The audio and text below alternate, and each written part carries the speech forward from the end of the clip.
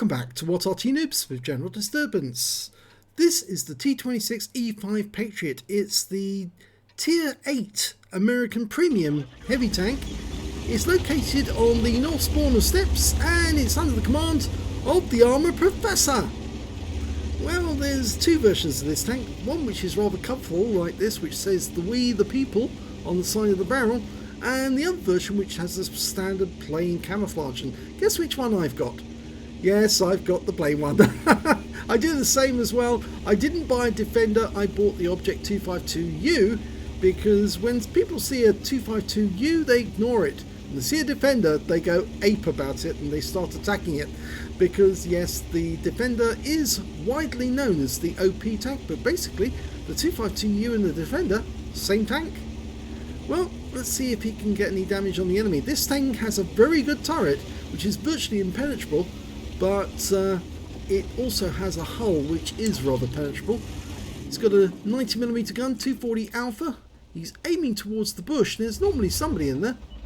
And oh, there is a Super Pershing. Gets around into the side of that guy.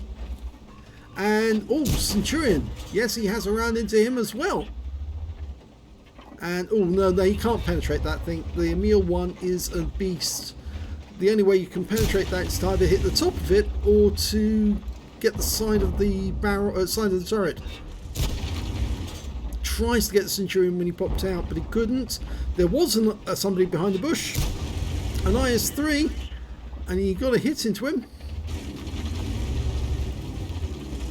Now, the only thing, the drawback with this tank with the 90mm gun is it'll only do 240 Alpha, but it does have a much faster fire rate, 5.94 seconds between shots, which means you get twice as many shots as an IS-3, and another 208 off that Carnarvon. Now that guy's trying to sneak out and put one into us. 235 out of him, that's the Super Pershing. Now you just aim underneath those little extra wings to the turret, the extra applique armor, because that's the weak spot. And he got him again, 255. He knows exactly where to put the shell to do the damage.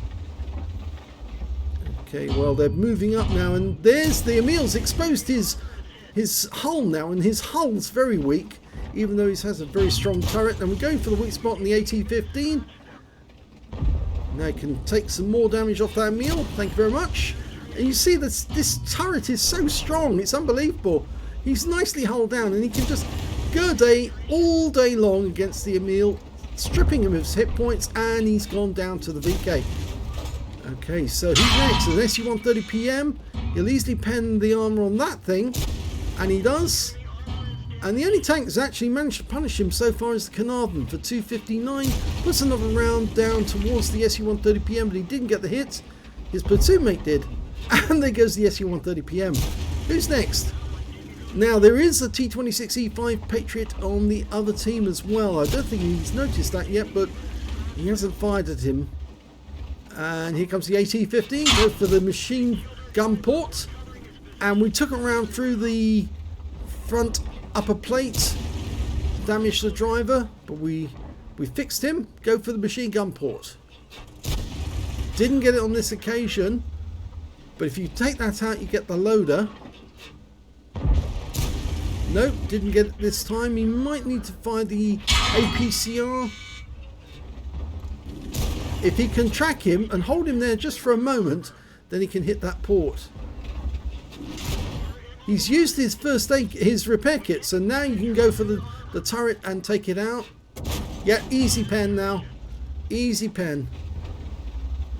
Wait for it. Yep, another one in. Now track him again, hold him in place, and then go for it. In fact, he can't miss now. Just too easy. Nicely done. That's his first kill.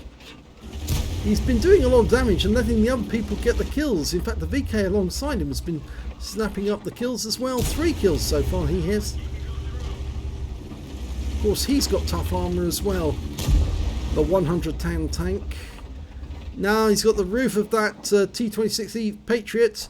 That's the way to get them. The Patriot was wagging his guns like saying, no, don't fire at me. You can't pen me, but you can if you can get the shell right through the roof. Now he was firing there at the IS-3, but he's now going to have to try and hit this Carnarvon. Nope, didn't get that one. He's still got plenty of rounds.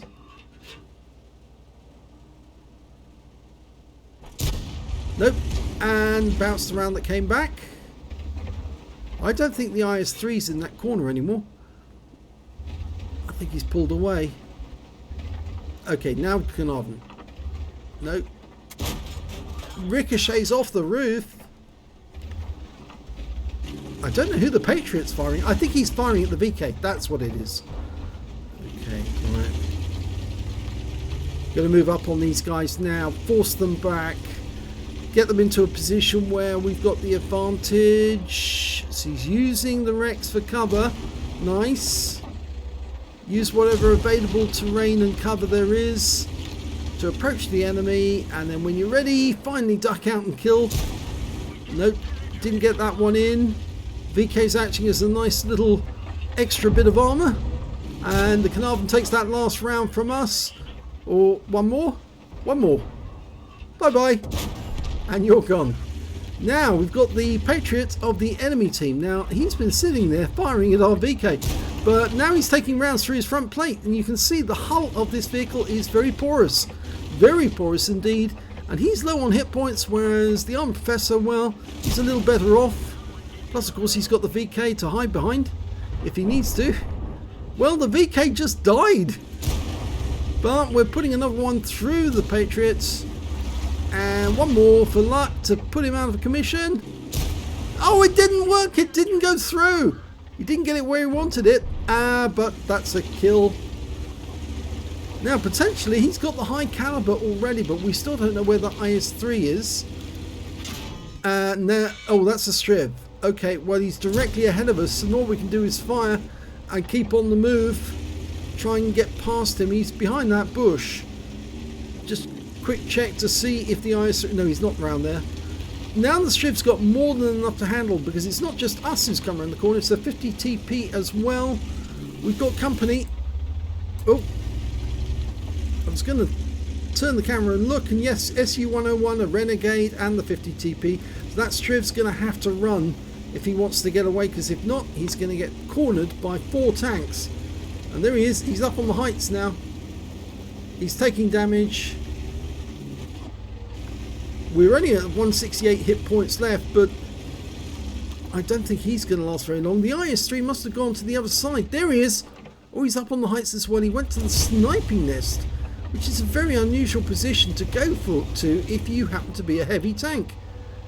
The unfortunate thing is now he can take us out with one shot.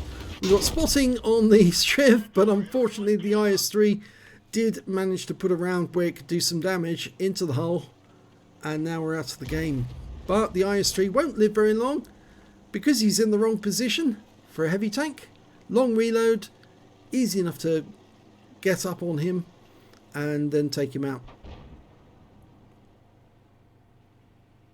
Well, the Indian Panzer should be able to beat him on reload, and he does. So, good try there by the Armored Professor. I say good try, actually. He did very, very well, because he actually beat most of the rest on the team. And it was unfortunate that he was taken out by that IS-3, but what an odd thing for the IS-3 to do, to go up onto the heights like that. Let's have a look at the end of battle results. Oh my god, what an end of battle results. Yes, this is really good. He got his first mark of excellence in that game. An ace tanker in the T26E5 Patriot. He also got a spotter badge for spotting at least 1,000 hit points of damage, a bruiser medal for getting at least 5 critical hits. He got 8, a fire for effect for doing more damage than the hit points for his own vehicle, a Confederate medal for hitting more of the enemy than anyone else on his team, and finally he got a high caliber for dealing the most damage in that game overall. Let's have a look at the rest of the results and team scores. 4,058 hit points of damage, an easy high caliber from that one. 2,814 from the M54 Renegade, and the VK101P managed to get 2,686, but actually he was behind this Striv S1, who did rather well with 2,718. When it came to kills though, it was actually the Centurion on our team who did the best with 4 kills, 3 kills for the VK, yes he was sneaking in the kills for the tanks that we were damaging, and 2 kills for the M54 Renegade, the Indian Panzer and the Armored Professor. When it came to base XP though, it was the old professor. He was pumping those rounds out at the enemy, and that's why he picked up so much in the way of damage. 1,500 experience points from that one, even taking on one of his own types of tanks and showing how you can defeat them if you can get them in the hull. 1,073 for the VK and 977 for the Renegade. Only 2 players were over 1,000 base, but only 1 player really did ace it in a very big way. Let's have a look at detail report. 45 shots fired, 32 direct hits on the enemy, only 18 of which penetrated. Yes, he kept hitting the roof of some of those tanks and it ricocheted off.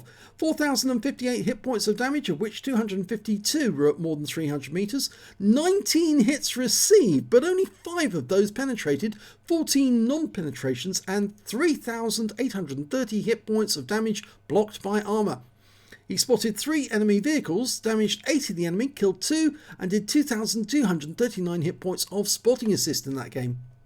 On a premium count, he earned 94,454 credits from the game and 70,841 from personal reserves, so his total was a grand total of 226,690 credits. That's the sort of amount you get from frontline games.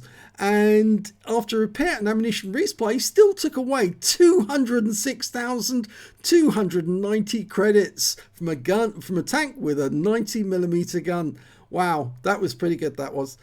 He received 1,500 XP, 225 for this being a premium vehicle, 338 for playing in a platoon, and 2,813 experience points altogether. So a whopping great total there to take away, plus a first mark on the barrel and an ace tanker high caliber Confederate. What a great game he was. He did most of the work in that game, and he was just working that corner, making that 90mm reload, that fast reload, really pay on the enemy. And, well, they really didn't have an answer, because every time they fired one back, they just kept hitting the turret, not actually hitting the body of the tank. And, well, he used it to its best features. The Patriot is a great tank once it's hull down. If you let the hull get exposed, you get killed. But when it's hull down, it's a really good tank. So very well done there. If you enjoyed that replay, please give this video a like and do subscribe to our channel. And thanks for watching.